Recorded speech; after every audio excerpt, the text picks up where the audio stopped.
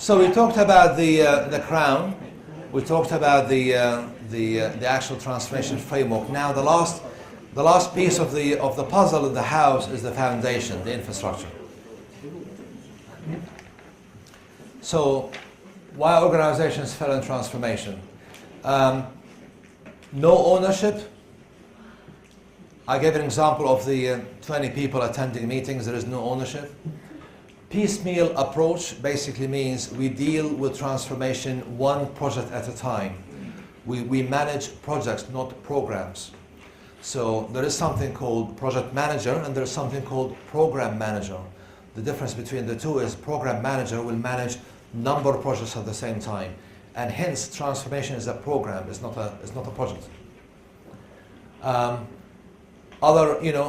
We're busy with our own jobs, so we're not going to transform because we are too busy. So these are some of the challenges that are all relating to governance. Sometimes the structure doesn't help the transformation because structure has grown with time and is very specific to certain individuals. So we create a structure based on individuals, not based on vision. The culture, people are afraid to fail, are afraid to change. Communication, they don't believe in the venture, no confidence. So all of these reasons are relating to communication. So these are some of the reasons why you have challenges in transformation. So this is a checklist that you can basically use in terms of how to help you to put together the various steps to ensure that you have better governance, better structure, communication, and culture. So governance is all about ensuring that we don't just trigger projects, we don't just dive into activities. There needs to be a team or a department that can actually authorize these projects and ensure that there is governance in terms of they are in line with the brand values and in line with the vision and the business goals of the organization. So for that to happen, you need to have an executive committee that people can escalate to make sure that things are looked at and decisions are being made. Having a clear structure, an organization structure with clear RACI, we talked about RACI, with clear capabilities and KPIs are absolutely must if you're going to succeed in transformation. Having the right culture, so I introduced an acronym here called POINT, which stands for P for performance, O for open, I for initiative, N for newness, and T for trust. And typically there are challenges in having those areas, and to me these 5 points summarize what organizations need to do in order to be able to transform into a customer-centric organization. They need to be performance-driven. You get rewarded based on your performance. You need to be open because you can't collaborate without being open. You need to demonstrate lots of initiative and act like an employer, not as an employee. And always think about newness, new way of doing things, innovation, and have a trust relationship between the various people. And then the various levels of communication. Obviously, what binds the whole thing is common goals, common story. The story has to begin by specifying why do we need to change, what has happened in the market for us, that triggers change. So this needs to be captured and communicated. So talking about governance, any kind of solution or projects will need to go through a governance process to ensure that it's in the right direction and we are on time and on budget in terms of execution. So this is all about identifying the risks, how to mitigate the risks. So there's a lot of management here, project management, a lot of business analysis and requirements gathering and so on. I find it very surprising that the role of a BA, of a business analyst, is not understood by many fashion brands. They never even heard, they haven't even heard the term. They don't know what these people do. And obviously you need these people to sit between IT and the business to capture the requirements to ensure that IT is building what it's supposed to be building. So, talking about PMO, that's how we achieve governance. Project Management Office. A PMO needs to be established that can take care of all of these things, identify the success criteria. What does good looks like? How do we know we've achieved the goal? How do we know we actually hit the target? That's the role of the PMO. They need to go through a rigorous change process, communication channels, identify the kind of processes that need to be executed. And this is typically the life cycle of a project that begins by mobilization, strategic business change, elaboration, execution, and then transition. So that's typically what we need to do, and then you can basically see in each of these cycles what were the emphasis. And obviously governance plays a big role in mobilization to set up the executive stakeholders and the escalation points.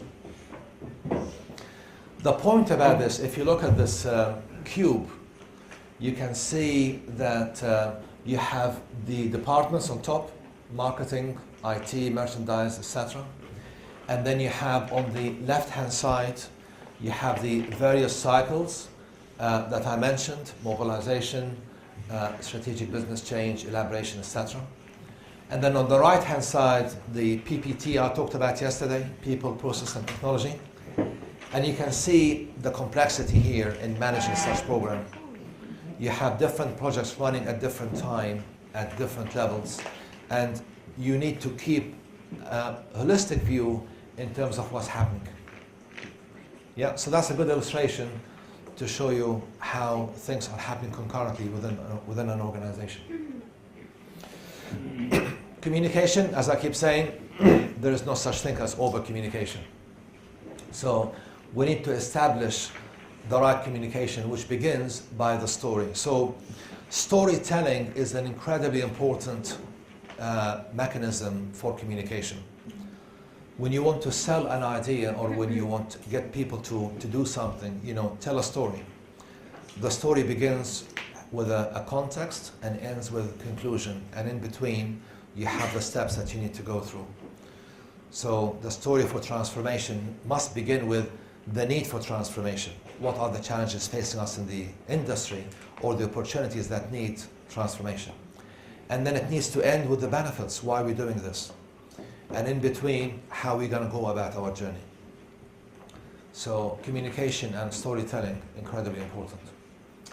Culture, I talked about point, performance, performance-driven, open, initiative, newness, and trust.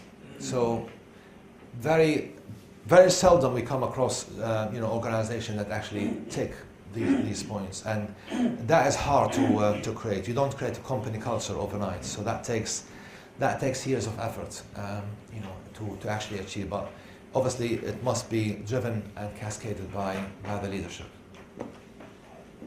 The way to achieve this is the number of ways. Financial incentive is one way that you basically map people bonuses to the various values within the culture. Clarity on the journey, why we're doing what we're doing and what benefit is it for us. Training, education, mentoring, and then clear career progression. People need to see what does it mean for them. So when you talk about transformation for the business, and the business is going to make lots of money, what's in it for me as an individual in terms of how is that going to make me a better manager or a better person? Structure, how to come up with the structure that supports the delivery of the vision is what we're talking about. So, and the first step is to assess the organization readiness. How ready are we as an organization? Where do people fit within the overall vision? What gaps do we have in the organization? So we talked about RACI, responsibility, accountability, consult, and inform. And we talked about the alignment of the job descriptions to the vision. You might decide that someone is unable to continue with his or her role, but might be able to play a different role under the new structure. So we talk about RIR, which is the people plan, which is about recruitment, integration, and retention. In most departments, HR departments, we see focus on one of them, only on the recruitment. Not enough emphasis on the other two, integration and retention.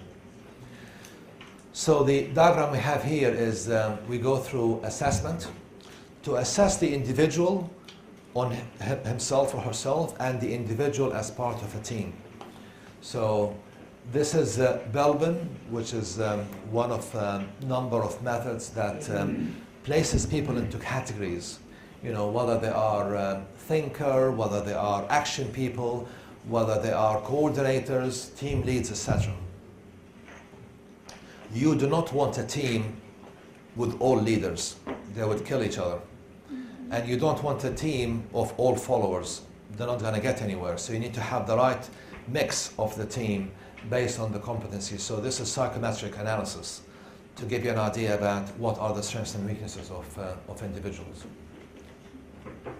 So these were the foundations. So let's finish then with how do you put it all together. So I'll give you some practical examples in terms of the kind of tools we use to make transformation happen. So practical tips in terms of execution. So this is a similar diagram to the one I showed earlier in this part. So I introduced the part 4 by showing you a strategic view of what needs to happen. And now, which is really a top-down approach, now I'm showing you the opposite, which is an operational view of what needs to happen. So this is more of a bottom-up. So we have our foundations and PMO running across the whole program. That needs to be set up. If you don't have PMO office, you do need to establish one. You have AACCI as a transformation framework running across end-to-end of the program. And then you begin by establishing the vision. So what is our vision? What is our business goals? What is the business plan? And that has to interact with the market research and customer insight to confirm and validate the vision. And that also is confirming the brand value. So there is a lot of activities happening here up front to specify the goals, the vision, the financial targets, the customer, the brand values. So that's the strategic element. Then moving on to start the operational execution. We identify a number of business scenarios that describes how customers are interacting with us. And I'll show you examples of that shortly. As we go through each business scenarios, we go through a gap analysis. Gap analysis describes how things are done today. This is the as is. How things need to be done tomorrow, that's the to be. And then you figure out how do you jump from the as is, how do you jump from the as is to the to be. So we will look at some examples of that. And then this would produce an organization impact, which I already talked about, which is about the structure, the capabilities, the KPIs, the RACI. It would produce a roadmap and calendar, which again I talked about. I showed the example of the roadmap. The calendar is a common calendar for all departments to see and participate in. And of course the P&L. Each department needs to understand its contribution towards P&L. So each department needs to have a budget and needs to have a target in terms of what it needs to achieve. What is their role within the P&L? I talked about roles, which is the process. R for responsive merchandise, O for ownership for customer service, A for agile for supply chain, R for relationship for marketing, and S for support for IT. These 5 words, as I mentioned yesterday, are not arbitrary. Each one of them describes a vision in terms of how these departments are changing with multi-channel and customer centricity. And then you can see there are 2 arrows from the branding. One goes to the organization itself to show how the organization needs to be mapped to the brand values, and the other one goes to the customer journey. Okay? So that's a summary of all the artifacts that we will be using in transformation. What follows next is I'm going to take these and give you examples in terms of what they look like and how to use them. So this is an example of mapping the brand values to the organization. So remember I talked about DCCQI, the example I gave you for the brand values: design, community, culture, quality, integrity. So what we've done with the client is we looked at all departments: production, design, marketing, IT, customer service, etc.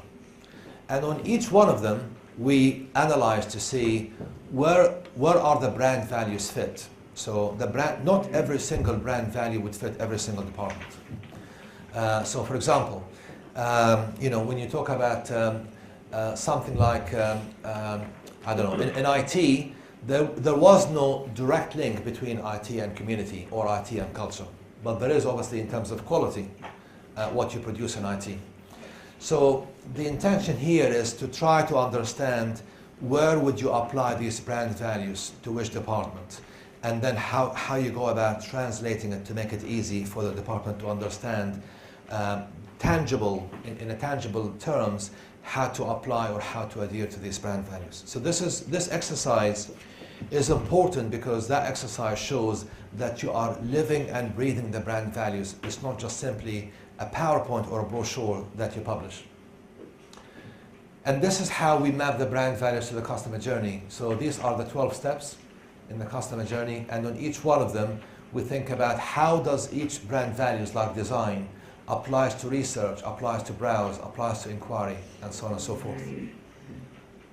Again, not every single brand value would apply to every single step. So again, you're trying to figure out overall what does it look like. You can see that quality and integrity cuts across the customer journey, because definition of quality is not only the quality of the dress you make.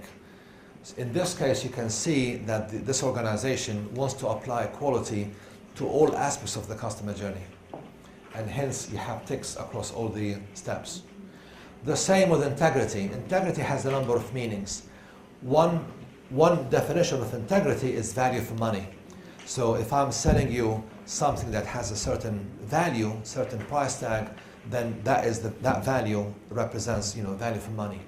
The other definition of integrity is if I make a promise, I don't break it. So if I say to you, you will receive the order in 2 days, you will receive it in 2 days. So that's what integrity means when you think about the customer journey. So these are just examples to help you to think about how do you take whatever brand values you create within your organization and then apply it to the organization itself and to the customer journey.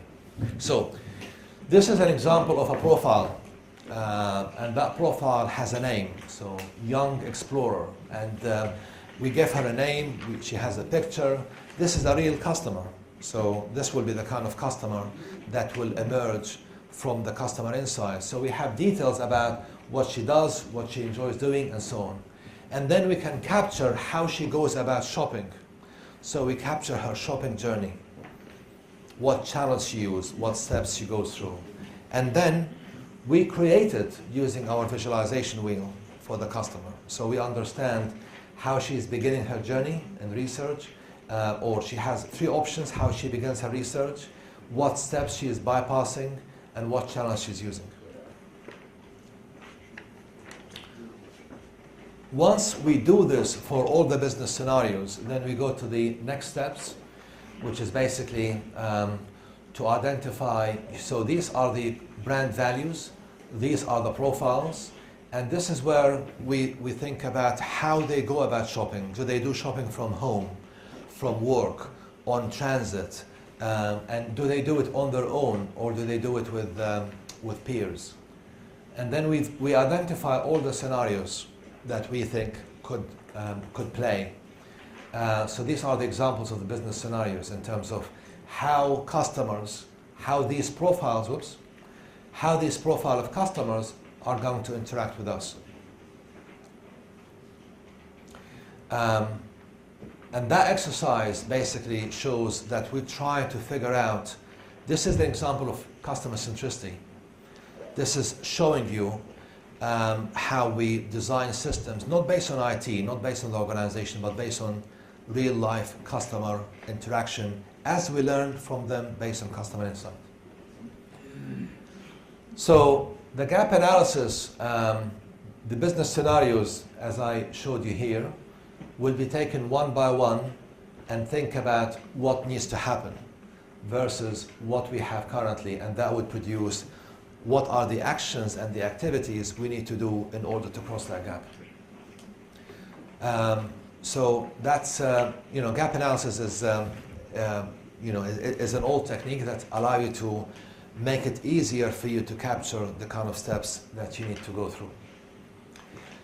To do that, you need to assess the baseline. You need to have clarity in terms of where are you at in order to achieve it. So that's the benefit of the gap analysis. So what we're trying to do here is, from the business scenarios, we do gap analysis by departments. So we do the gap analysis for marketing, for IT, for merchandise, supply chain, customer service. And that would give us and feed into our business requirements. So example here, from marketing, this is the marketing gap analysis. On the top are all the areas within marketing that we need to have activities in. From the brand visibility to loyalty to revenue generation, social network, and so on and so forth. And then on the left-hand side is we go through the various steps that are needed. So we break the job into areas and sub-areas and activities. So example here is taking the brand visibility and then break that down into a number of areas. Each area will have a number of steps, and then we specify what is currently happening and what needs to happen. And then give it priority, whether it's going to be MMF or whether it's going to be a future release. And then give a RACI. Who's responsible for this? Who's accountable? Who's going to be consulted? And who's going to be informed? So this is a very systematic, step-by-step methodology, framework, how you do execution. That always begin by understanding the customers and understanding the insight from the customer insight, and then specifying the business scenarios. And then once we have that, go through the gap analysis by department into enough level of details as such to show you step by step what needs to happen. This is not how many organizations do transformation. The way they do it is very technical and very piecemeal, while this is much more holistic. I talked about roles, the process. This is an example of what roles looks like. I'm not going to go through the details. I just wanted to show you the overall interaction. This picture, you can see from this picture that to succeed, you need to have a lot of inter-department communication. That's the intention of this picture. The picture is not intended to spell out all the processes, but it's really to show you how departments are all talking towards each other. Okay. Any question on any of the tools that I've showed you in terms of how to go about transformation?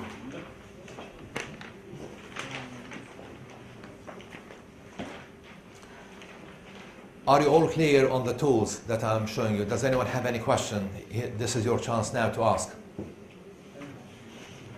Yes? As you mentioned, all these aspects, is there going to be a benchmark to evaluate? Benchmark. Yes. So the benchmark begins with, the question is a very good question, because this is obviously quite a big task, and how do we know whether we are in the right direction, basically, is what you're asking. And I started by talking about this as a framework, and each one of these will have a number of specific, detailed standard or benchmark that needs to be gained. That's why we are able to do this sort of diagram, to assess where are the gaps. So that gives us the benchmark, that gives us the standard. So as we go through the gap analysis, we know what kind of standards we need to achieve based on that work. and then we can identify the gap that needs to be crossed. So, and also that the benchmark is conducted with the certain industry, and because we have different companies in different industries, and they will have different benchmark for sure. So the transformation for a retailer is different to the transformation for a manufacturer, for example. But the tools that I'm showing you, both will need to use gap analysis. Both will need to think about the customer insight. Both will need to go through a process to think about the agility, the customer centricity, the collaboration. These things are common. So any organization, any sector, would find this approach useful. So that's why customer centricity, as I said in the first part, is not just about retail. The skills that you are learning, that you've learned in this course, is not only applicable to retail. These skills should be applied, should be applicable, in whichever industry you're in, because they focus your attention on two things: on the concept of a customer or a stakeholder that you need to focus on, and on the concept of a supply chain or a value chain in terms of what process you need to go through the life cycle. And that's what retail is good at. Even something like government, which sounds so detached from retail, even government agencies are interested. That's why we had the meeting I mentioned yesterday when we were dealing with the British government, the Department of Education. They wanted to talk to Tesco because they want to learn from Tesco how to focus on customers, how to focus on a value chain. So these skills are not only retail, they are much more wider than that. Yes? One small question. Can you go back to the slide mapping brand values to the organization? Mapping brand values. Yeah, to the organization. I didn't quite follow the logic that why the integrity does not apply to the field of production. This one here. Only the boxes. Why integrity not apply to production?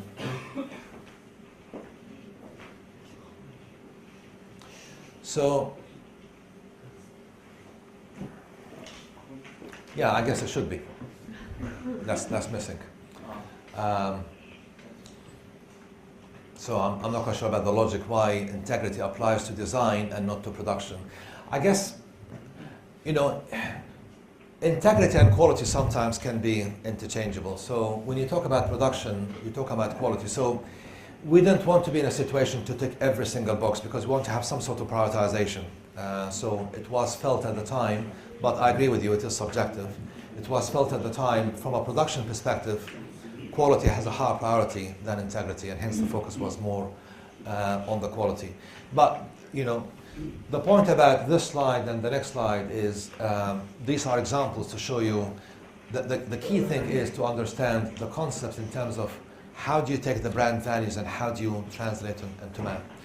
What I'm not showing you here, because obviously it's out of scope and out of time, is that this is one slide, but actually the work in here involved the whole day, activities or presentations and workshops to show how it's done. So that's not the job, that's just simply identifying what needs to happen and not describing what's actually happening itself.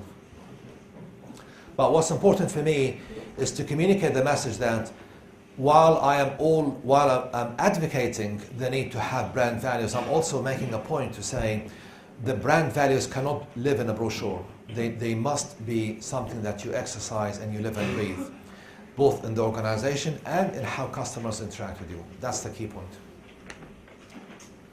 Any other points or comments or feedback? The design should be applied to customer service, just because the customer service can give some feedback to Design applied to customer service.